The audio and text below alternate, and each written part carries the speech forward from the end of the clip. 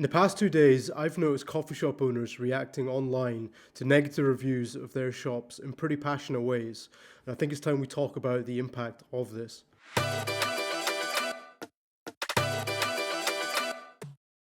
want to start by telling you that I haven't checked our TripAdvisor since COVID started. I guess that would probably seem quite bizarre to many of you, given that, it would be pretty pivotal to make sure customers are happy in a time when we're struggling the most. So I found that these negative reviews not only had too much of an impact on my anxiety levels, but also had quite a big impact on the focus that we gave to the business and what was important to the business. So Google reviews do quite a weird thing for me. They always send me the negative or positive, reviews first thing in the morning. So the first thing I'm seeing when I wake up and look at my phone is potentially someone telling me I've done a bad job in what is my career choice. The business is a reflection of me, essentially. That can be pretty tough to handle.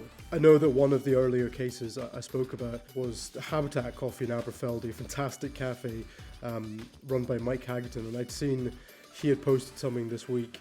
He had commented on how he felt that customers sometimes leaving bad reviews don't necessarily understand that the business is inherently a reflection of you as a business owner, as a sole trader. And so it's impossible to ignore how personal it can feel when someone does give a review which can be fairly scathing. So yeah, I think on the subject of reviews, they're something that we don't use as a feedback loop enough now. Because oftentimes it can feel like an insult is being hurled at you, and it can be really quite tough to take when we're all trying our best, especially now when hospitality is tough. There's no beating around the bush there. We're doing the best that we can in an environment where it's quite tough to make money. So it's certainly something I would ask customers to be aware of. Hospitality is not a public service. Of course, we are providing goods in return for currency. Therefore, there is a standard that must be upheld for service and quality and the experience overall. However, it is absolutely okay for a business owner to feel the need to make decisions based on what they know about their business or their overheads, or even just what they want to do and how they want to represent themselves through their business. I want to be clear that this isn't intended to be a rant. It might have become one, but it's more of a discussion or the start of a topic which I've seen cropping up quite a lot in the past few days. Online is a very powerful place that can make or break your business. We obviously put quite a lot of our effort into harnessing social media and these sort of things to try and put a positive spin on our business, but the customers have the ability to put the opposite, and the way we can combat that is by trying to be the best we can. But it's something to think about, that sometimes the negative reviews aren't always as a result of a poor experience. Oftentimes, as I said before, it's people who can't even get into your shop because it's too busy. So let's circle back around to a quick one. I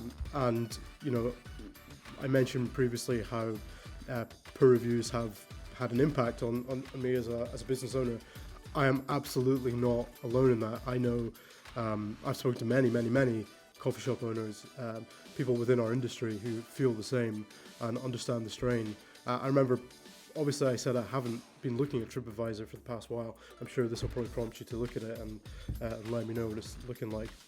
But before I stopped looking at it, I would feel I needed to have glass of wine or a few beers to try and almost build up the courage to face that demon, which is not a nice environment for anyone to be in. But the other thing I mentioned was how it caused us to lose sight of what was important to us as business owners. And what I mean by that is, for too long we were trying to react to the needs of every other customer who had something to say.